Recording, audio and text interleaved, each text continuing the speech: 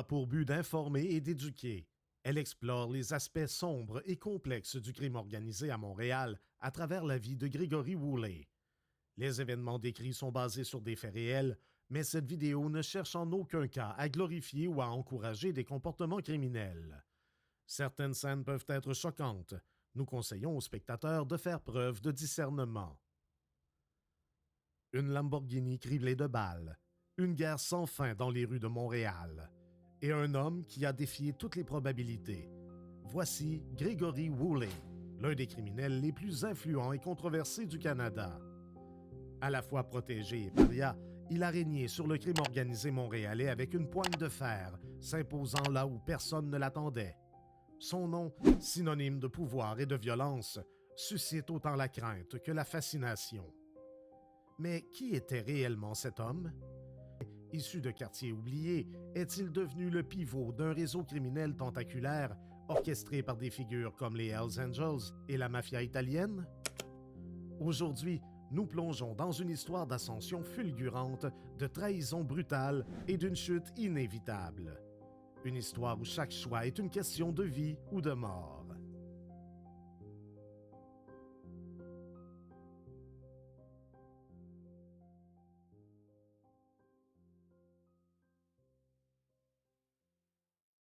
Dans les années 1970, Montréal était une ville en mutation. Tandis que le Québec vivait la Révolution tranquille, un afflux massif d'immigrants haïtiens redessinait le paysage démographique et culturel de la métropole.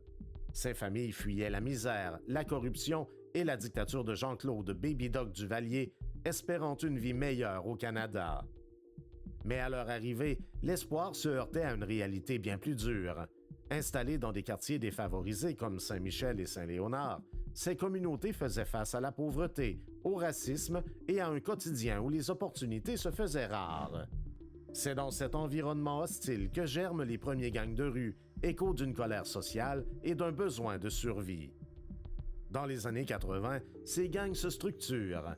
Les Master B, les Boga et d'autres groupes se disputent un territoire déjà sous la coupe de la mafia italienne et des Hells Angels. Ils deviennent les exécutants d'organisations criminelles plus puissantes, des rouages dans une machine qu'ils n'ont pas conçue. Au milieu de ce chaos, Gregory Woolley s'impose. Charismatique et ambitieux, il ne se contente pas de suivre les règles, il commence à les redéfinir. Dès ses débuts, Woolley montre qu'il n'est pas un pion comme les autres. Il trace son propre chemin, posant les bases de l'empire criminel qui fera de lui une figure incontournable.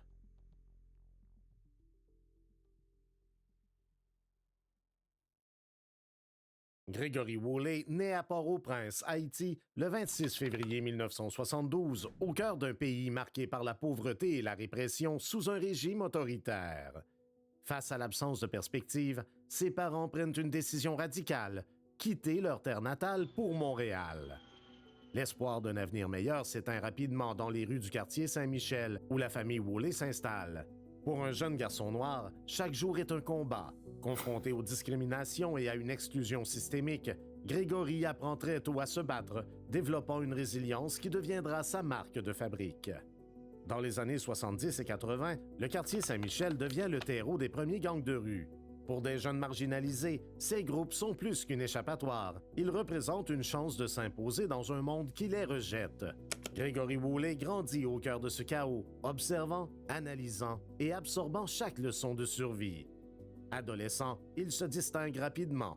Doté d'un charisme magnétique, d'une intelligence froide et d'un instinct de survie affûté, Woolley comprend que la violence et le pouvoir sont les seules monnaies d'échange dans cet univers. Plutôt que de se contenter de suivre les règles, il les dissèque, apprenant à manipuler ce système brutal à son avantage. Ces premières années marquent les fondations d'un parcours qui le mènera au sommet du crime organisé montréalais.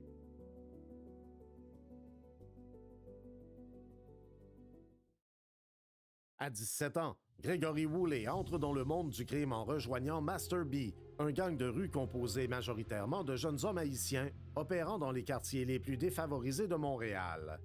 Cette même année, il marque le milieu criminel d'un acte brutal. Son premier meurtre connu. La victime, un rival au sein de la communauté haïtienne, est exécutée avec une précision qui sidère autant qu'elle terrifie. Ce meurtre méthodique lui vaut un surnom qui le suivra toute sa vie, Picasso. Un sobriquet à la fois ironique et glaçant, symbolisant une violence calculée et un sens stratégique rare. Woolley gravit rapidement les échelons de Master B, prouvant qu'il est bien plus qu'un simple exécutant. Sa capacité à gérer les crises et à maintenir l'ordre dans un environnement chaotique attire l'attention, mais ses ambitions dépassent de loin les limites du gang. Visionnaire, il comprend que le véritable pouvoir réside ailleurs, chez les Hells Angels et la mafia italienne, qui manipulent les gangs de rue pour servir leur intérêt dans le trafic de drogue et les exécutions ciblées. Contrairement à beaucoup, Woolley refuse de rester un pion. Il étudie les rouages du système, décortique ses mécanismes et trouve les failles à exploiter. Ce n'est pas la soumission qui l'intéresse, mais le contrôle.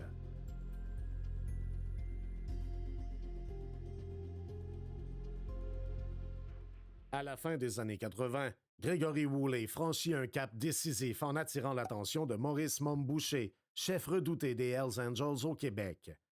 Leur alliance, improbable à première vue, repose sur une logique stratégique froide et des ambitions alignées. Ancien membre des SS, un gang de motards suprémacistes blancs, Boucher symbolise les contradictions d'une organisation où le racisme coexiste avec un pragmatisme impitoyable. Malgré les préjugés profondément ancrés au sein des Hells Angels, Boucher perçoit immédiatement l'utilité de Woolley. Ce dernier se distingue par son intelligence tactique, son charisme et une discipline rare, mais surtout par une loyauté qui fait de lui un allié fiable. En Woolley, Boucher voit une passerelle vers les gangs haïtiens de Montréal, un levier stratégique pour renforcer son emprise sur des territoires jusque-là hors de portée. Conscient que les règles raciales des Hells Angels interdisent l'intégration officielle d'hommes noirs, Boucher contourne cette limitation en nommant Woolley garde du corps personnel. Ce rôle stratégique place ce dernier au centre des décisions, lui offrant une position privilégiée pour observer et comprendre les rouages du pouvoir au sein de l'organisation. Pour Boucher, Woolley devient un atout indispensable dans la gestion des relations avec les gangs de rue et le contrôle du trafic de drogue. Pour Woolley, cette proximité lui ouvre des perspectives uniques, lui permettant de bâtir des alliances solides et de consolider son influence. Cependant, des tensions subsistent. Les différences raciales et culturelles, bien que masquées par leur pragmatisme, nourrissent une méfiance latente. Malgré ces défis, leur partenariat constitue une étape clé dans l'évolution de Woolley, marquant son entrée dans les hautes sphères du crime organisé. En 1998, Gregory Woolley atteint un nouveau sommet en devenant président des Rockers, le bras armé des Hells Angels. Ce gang de motards, créé pour exécuter les basses œuvres de l'organisation, a pour mission d'imposer l'ordre, assassinat, collecte de dettes et répression des rivaux. Cette promotion fait de Woolley le premier homme noir à diriger un club de motards hors la loi au Canada, un fait marquant dans un milieu régi par des codes raciaux rigides. Ce statut exceptionnel illustre son influence croissante et sa capacité à transcender les barrières grâce à une loyauté sans faille et une intelligence stratégique. Les Rockers, surnommés l'Escadron de la mort, sont divisés en deux unités opérationnelles. L'équipe de baseball se charge des agressions, des incendies criminels et des intimidations. L'équipe de football, plus redoutée, est spécialisée dans les meurtres ciblés, éliminant méthodiquement les ennemis identifiés par les Hells Angels. Sous la direction de Woolley, ces deux factions deviennent des instruments de terreur, jouant un rôle central dans la guerre des motards des années 90. Ce conflit sanglant opposant les Hells Angels aux Rock Machine pour le contrôle du trafic de drogue au Québec laisse plus de 150 morts, incluant des civils pris dans la violence.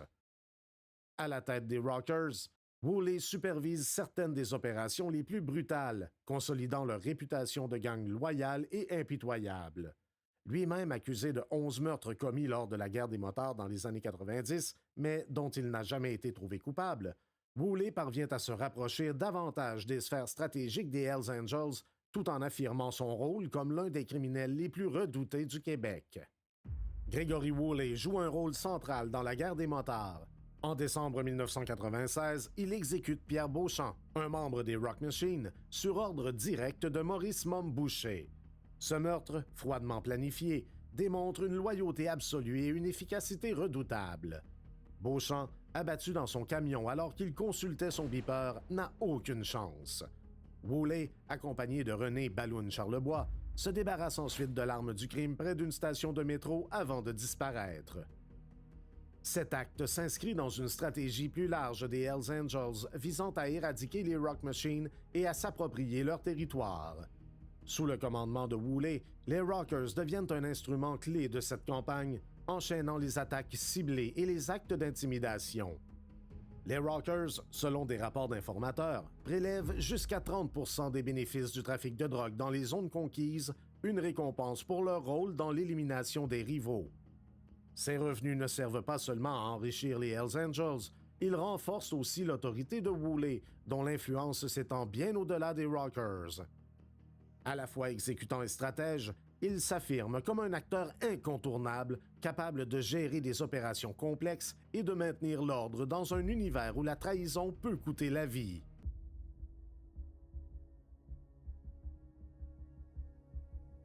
En 1998, Gregory Woolley opère un changement stratégique majeur en fondant le Syndicate. Déjà influent auprès des Hells Angels, il mobilise un réseau de jeunes hommes d'origine haïtienne partageant des valeurs d'ambition et de loyauté. Contrairement aux gangs désorganisés de l'époque, le Syndicate se distingue par une structure hiérarchisée calquée sur les méthodes des Hells Angels et de la mafia italienne. Cette discipline rigoureuse et une organisation méticuleuse permettent au groupe de s'imposer rapidement dans des territoires clés comme Saint-Michel et Hochelaga-Maisonneuve, dominant le trafic de drogue et d'autres activités lucratives. Cependant, cette montée en puissance ne se fait pas sans opposition. Les Bogas, dirigés par Beauvoir Jean, un ancien camarade de Woolley chez Master B, voient d'un mauvais œil l'ascension fulgurante du Syndicate. Rebaptisés Bloods, ils intensifient leur rivalité avec Woolley, mêlant intérêts criminels et tensions personnelles. Leur campagne de propagande, axée sur les accusations de trahison envers la communauté haïtienne, vise à ternir la réputation de Woolley tout en dénonçant ses liens avec les Hells Angels. Mais cette rhétorique cache une contradiction. Les Bogas eux-mêmes collaborent étroitement avec la famille Rizzuto, tout aussi élitiste.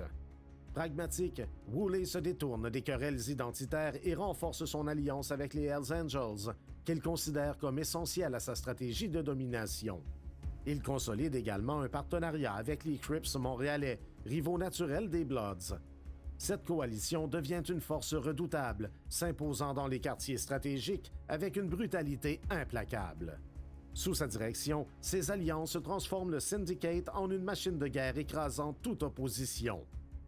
Pour sécuriser son empire, Woolley s'inspire des pratiques des Hells Angels en instaurant des règles strictes. Chaque trafiquant opérant sur son territoire doit payer une taxe et déposer des cautions pour garantir les transactions. Ce système dissuade la trahison tout en maximisant les profits.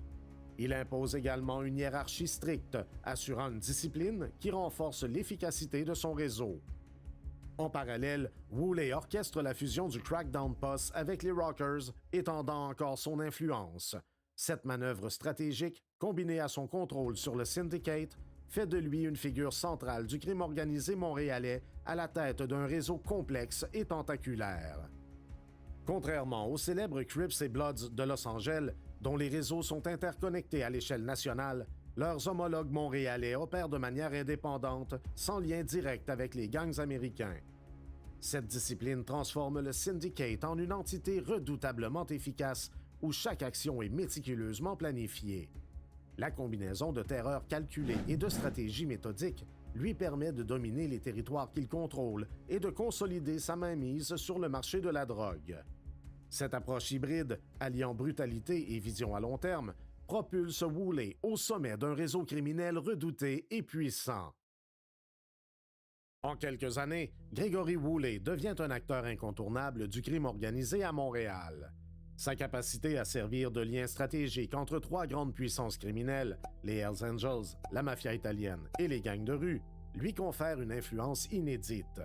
En maître négociateur, il orchestre des alliances fragiles mais essentielles, permettant à chaque groupe de tirer profit de cette coopération tout en préservant ses propres intérêts. Grâce à cette position centrale, Woolley contrôle des territoires clés comme Hochelaga-Maisonneuve, Saint-Michel et le centre-ville de Montréal, des zones vitales pour le trafic de drogue. Mais son ambition dépasse la simple domination géographique. Il réorganise profondément les gangs de rue, autrefois fragmentés, en instaurant une hiérarchie stricte et des règles uniformes. Tous les membres de son réseau, du revendeur au courtier, doivent s'acquitter de taxes et garantir leurs transactions par des cautions, réduisant ainsi les risques de trahison ou d'échec. Cette structure disciplinée transforme le paysage criminel montréalais. Sous la direction de Woolley, le chaos anarchique des gangs laisse place à une organisation méthodique, presque corporative, où chaque rouage sert un système centralisé et implacable. À l'apogée de son empire, Gregory Woolley dirige un réseau de trafic de drogue d'une ampleur inédite. Les profits générés sont vertigineux. Un revendeur a rapporté avoir acheté 90 kilos de farine blanche directement auprès de Woolley en seulement 4 ans, chaque kilo valant entre 30 000 et 45 000 $. En extrapolant ce chiffre au grand nombre de distributeurs sous son contrôle, c'est un flux annuel de centaines de kilos de farine blanche qui inonde les rues de Montréal, rapportant des dizaines de millions de dollars. Ce contrôle méthodique illustre la capacité de Woolley à transformer le crime en une entreprise économique implacablement efficace. Pour sécuriser cet empire, Woolley mise sur des alliances stratégiques. Lors de réunions avec des acteurs influents comme les Hells Angels et la famille Rizzuto, il négocie avec précision la répartition des territoires, les taxes imposées aux trafiquants et les opérations clandestines. Ces discussions ne se limitent pas à prévenir les conflits. Elles maximisent les profits en consolidant les chaînes d'approvisionnement et en renforçant les liens entre les factions.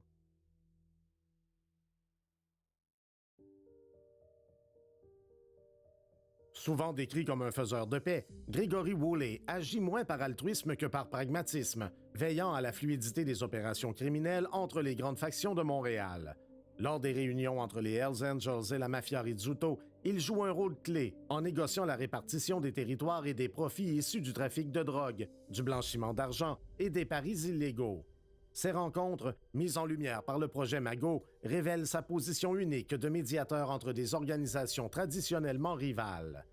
Documentées par des écoutes et enregistrements secrets, ces réunions montrent que Woolley ne se limite pas à un rôle d'intermédiaire. Stratège respecté, il anticipe les priorités de chaque camp et participe activement à la planification des opérations, notamment les assassinats ciblés visant des rivaux comme Reynald Desjardins. Ces conversations, où il collabore directement avec Leonardo Rizzuto et Stefano Solicito, confirment qu'il est perçu comme un égal par ces figures du crime organisé, un statut exceptionnel pour un chef de gang de rue.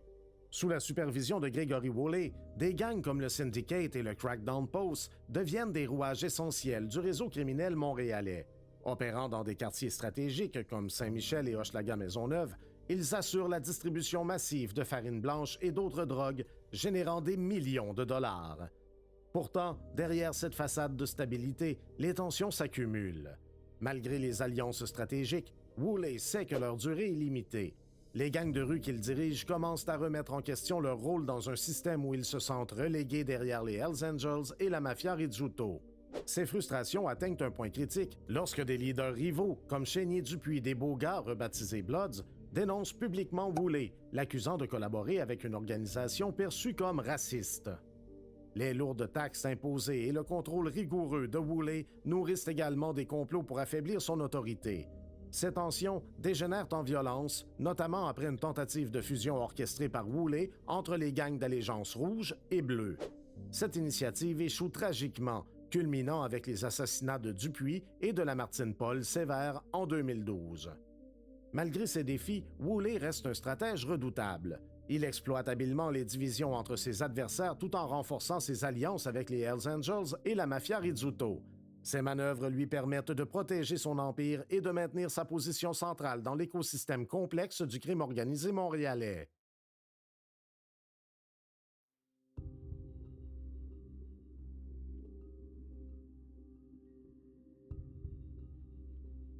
La montée en puissance de Gregory Woolley dans le crime organisé attire inévitablement l'attention des autorités, qui intensifient leurs efforts pour démanteler les réseaux qu'il contrôle. Dès les années 2000, il devient une cible prioritaire des enquêtes sur le crime à Montréal. En 2001, l'opération Printemps 2001 mobilise plus de 2000 agents pour mettre fin à la guerre des motards, un conflit qui a fait plus de 150 morts au Québec. Woolley, alors président des Rockers, est au centre de cette offensive. Impliqué dans des assassinats, des extorsions et le trafic de drogue, ce groupe joue un rôle clé dans le réseau des Hells Angels. Les accusations portées contre Woolley sont graves: complot pour meurtre, trafic de stupéfiants et association criminelle. Les preuves incluent des écoutes téléphoniques et des échantillons d'ADN le liant à des crimes majeurs, dont le meurtre de Pierre Beauchamp. Pourtant, il échappe aux condamnations les plus sévères grâce à des failles dans les témoignages, des erreurs procédurales et son refus catégorique de collaborer avec les autorités. Son silence face aux enquêteurs renforce son aura de figure légendaire. Décrit comme un homme qui ne parle jamais, Woolley gagne le respect du milieu pour sa loyauté inébranlable et son respect des codes criminels. Cette réputation fait de lui un allié de confiance pour des organisations comme les Hells Angels et la famille Rizzuto, consolidant son statut au sommet du crime organisé montréalais. En 2005, Gregory Woolley est condamné à 13 ans de prison pour complot en vue de meurtre, gangstérisme et trafic de stupéfiants. Cette peine aurait pu marquer la fin de son règne, mais il parvient à maintenir son influence même derrière les barreaux. Grâce à son charisme et à un réseau solidement établi, il reste une figure clé du crime organisé montréalais. En 2009, le projet Axe révèle qu'il supervise toujours le trafic de drogue depuis sa cellule. En s'appuyant sur des intermédiaires fiables et des communications codées, il assure la continuité des opérations sur ces territoires, notamment à Hochelaga-Maisonneuve et Saint-Michel, tout en préservant les profits de son organisation. Cette découverte entraîne une nouvelle condamnation, ajoutant 4 ans à sa peine.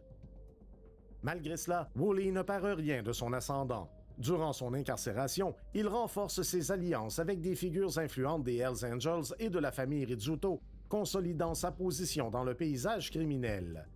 En 2011, à sa libération sans condition, il refait surface aux côtés de Leonardo Rizzuto, Stefano Solicito et de motards notoires, un signe clair qu'il reprend les commandes. Cette résurgence attire l'attention des autorités, qui intensifient leur surveillance. Fidèle à sa réputation, Woolley opère avec discrétion, multipliant les rencontres stratégiques et reprenant le contrôle de ses opérations. Les années passées en prison n'ont en rien affaibli son pouvoir, confirmant sa place incontournable dans le crime organisé montréalais. En 2015, lors du projet Mago, Gregory Woolley est arrêté dans le cadre d'une enquête majeure visant à démanteler une alliance stratégique entre la mafia italienne, les Hells Angels et les gangs de rue montréalais. Cette coalition, dirigée par Leonardo Rizzuto et Stefano Solicito pour la mafia, s'appuyait sur Woolley pour coordonner les interactions entre les différents groupes. Les enregistrements capturés révèlent des discussions détaillées sur le partage des profits du trafic de drogue, les taxes imposées aux revendeurs et des plans d'assassinat ciblés pour éliminer les rivaux ou consolider leur pouvoir. Les preuves sont cette fois accablantes. Les écoutes téléphoniques et documents saisis démontrent le rôle central de Woolley, chargé de superviser les flux de drogue et de maintenir la discipline parmi les gangs de rue. Parmi les pièces incriminantes figurent des conversations où il planifie des meurtres et discute de stratégies pour échapper à la vigilance des autorités. Fidèle à son code, Woolley reste de marbre lors des procès. Il refuse de coopérer ou de dénoncer ses associés, un comportement qui lui vaut le respect des cercles criminels, mais aussi des peines sévères. Condamné pour complot en vue de trafic de stupéfiants et gangstérisme, il est emprisonné pour une durée prolongée, marquant ce qui semble être le début de sa chute. Cependant, son incarcération n'éteint pas son influence. Même derrière les barreaux, Woolley conserve une autorité morale et stratégique sur les gangs de rue, obligeant les autorités à surveiller ses activités de près. Si cette condamnation marque un tournant dans le paysage criminel montréalais, une question demeure. L'empire de Woolley est-il vraiment éteint?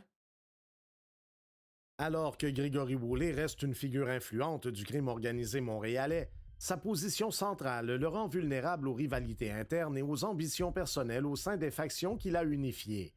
Les alliances entre les Hells Angels, la mafia italienne et les gangs de rue commencent à se fissurer, menaçant l'équilibre qu'il a laborieusement construit. En 2012, un événement décisif vient exacerber ces tensions. Chénier Dupuis, ancien allié de Woolley et chef des Beaux Gars, est abattu dans le stationnement des Galeries d'Anjou. Cet assassinat survient après une série de confrontations publiques, dont une réunion dans les Laurentides où Dupuis avait humilié Woolley en le giflant devant d'autres chefs de gang. Ces affronts, suivis d'altercations violentes, intensifient leur conflit. Bien que Woolley ne soit jamais inculpé, la rapidité de l'exécution, suivie du meurtre de Lamartine Sévère-Paul, un proche de Dupuis, renforce les soupçons d'une manœuvre orchestrée pour affirmer son autorité. Ces assassinats affaiblissent les beaux gars, permettant à Woolley de consolider son emprise sur les factions dissidentes. Cependant, cette victoire est de courte durée. Certains membres refusent de se soumettre, déclenchant une fragmentation accrue des gangs de rue. Cette instabilité, combinée aux pressions des autorités et aux luttes de pouvoir internes chez les Hells Angels et la mafia Rizzuto, fragilise les alliances sur lesquelles repose l'empire de Woolley. Cette élimination stratégique intensifie la violence à Montréal, exposant davantage la fragilité de la position de Gregory Woolley. Les tentatives d'assassinat à son encontre se multiplient, révélant une instabilité croissante au sein des réseaux criminels. Les attaques prennent des formes brutales, voitures incendiées devant les résidences de ses alliés, fusillades en plein jour et bombes artisanales visant des cibles stratégiques. Ces actes reflètent une guerre des territoires où règlements de compte, représailles et luttes de pouvoir s'entremêlent. Montréal, déjà meurtri par des décennies de conflits sanglants, devient un véritable champ de bataille avec Woolley au centre des hostilités.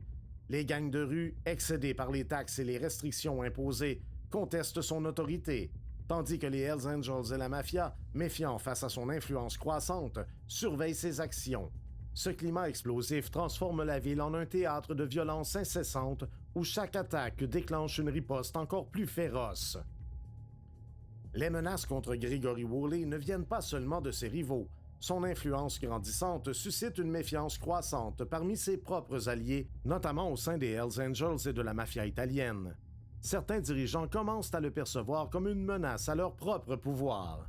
Son rôle de médiateur, autrefois essentiel pour apaiser les tensions et maximiser les profits, devient une source de discorde. Plusieurs chefs influents craignent qu'il ne profite de cette position stratégique pour accroître son emprise au-delà des limites acceptables. Ces craintes alimentent des tensions internes. Des discussions confidentielles émergent parmi les hauts gradés des Hells Angels et les capots de la famille Rizzuto, certains suggérant de restreindre son accès aux ressources ou de l'écarter progressivement des négociations clés. Ces manœuvres discrètes transforment les relations de Woolley en un terrain miné où chaque interaction devient un affrontement voilé. Malgré cette pression, Woolley continue de manœuvrer avec habileté, jonglant entre les intérêts divergents de ses partenaires et maintes fois imposant son autorité sur les gangs de rue. Mais les fissures commencent à apparaître. À mesure que les ennemis se multiplient et que ses alliés deviennent méfiants, une réalité implacable se profile. L'homme qui avait dominé le monde du crime organisé glisse irrémédiablement vers une chute inévitable. Woolley, autrefois respecté pour sa capacité à équilibrer violence et alliances stratégiques, perd peu à peu le contrôle. Ces alliances, longtemps les fondations de son empire, deviennent des entraves qui accélèrent sa déchéance. Bonsoir tout le monde et bienvenue au TVA à 18h. C'est un véritable séisme dans le milieu du crime organisé. Gregory Woolley, une tête dirigeante qui est liée à la fois au motard et à la mafia, a été abattu ce matin à Saint-Jean-sur-Richelieu. Non seulement le meurtrier l'a ciblé en plein jour dans un stationnement bondé, mais il n'a pas hésité à tirer en présence de sa conjointe et de leur bébé de quelques jours seulement. Quant au suspect, il est toujours au large. Le 20 novembre 2023, Gregory Woolley, figure emblématique du crime organisé montréalais, est abattu dans une exécution froide et méthodique. Le meurtre a lieu en pleine rue, devant sa fiancée et leur nouveau-né, une violation flagrante du code tacite de la pègre qui interdit de telles violences devant des proches. Cet acte brutal marque une escalade sans précédent dans la violence qui gangrène le milieu criminel. Les détails de la scène révèlent une opération minutieusement planifiée. À bord d'un SUV noir, les assaillants tirent 7 balles, dont 6 atteignent Woolley. Quelques minutes plus tard, le véhicule est retrouvé incendié à Pointe-Saint-Charles, près de l'ancien clubhouse des Rockers, un rappel sinistre de ses liens avec ce club-école des Hells Angels. Cette attaque, menée avec une précision implacable, soulève de nombreuses questions. Les autorités suspectent une conspiration impliquant des rivaux agacés par l'influence croissante de Woolley, qu'il s'agisse de gangs de rue, des Hells Angels ou de la mafia italienne. L'identité des commanditaires reste cependant floue, alimentant les spéculations. Vendetta personnelle, purge interne ou messages sanglants envoyés par des factions dissidentes? Au-delà de l'acte de violence, cet assassinat marque la fin d'une ère. Woolley, qui avait longtemps maintenu un fragile équilibre entre des forces rivales, succombe finalement aux tensions qu'il avait cherché à maîtriser. Son meurtre, survenu dans un cadre aussi public, illustre l'effondrement d'un système qu'il avait bâti et la chute inexorable d'un stratège autrefois redouté. La mort de Gregory Woolley laisse derrière elle plus de questions que de réponses, enveloppant cet acte brutal d'un voile d'incertitude. Comment cet homme, qui avait survécu à des décennies de guerres sanglantes, de trahisons et de coups de filet policiers, a-t-il finalement été éliminé de manière si publique et audacieuse? Les hypothèses abondent, chacune révélant une facette des complexités du crime organisé montréalais. Pour certains, il s'agit d'une vendetta personnelle. Woolley, en imposant sa domination sur les gangs de rue et en jouant un rôle central auprès des Hells Angels et de la mafia italienne, avait accumulé autant de respect que de rancune. Des figures comme Chénier Dupuis et d'autres chefs évincés pourraient incarner un passé tumultueux revenu pour le hanter. D'autres estiment que cet assassinat dépasse le simple règlement de compte. Il pourrait être un message envoyé par des factions dissidentes ou émergentes, prêtes à redéfinir l'équilibre des pouvoirs dans un paysage criminel de plus en plus instable. Woolley, en tant que pivot central de ces alliances fragiles, était peut-être devenu un obstacle pour ceux cherchant à redistribuer les cartes du crime organisé montréalais. Une troisième hypothèse évoque les dangers de tout savoir. La position de Woolley, au carrefour des plus grandes organisations criminelles, faisait de lui une menace potentielle en cas de capture prolongée ou de défection. Son élimination aurait ainsi pu servir à protéger des secrets compromettants que seule sa mort pouvait définitivement enterrer.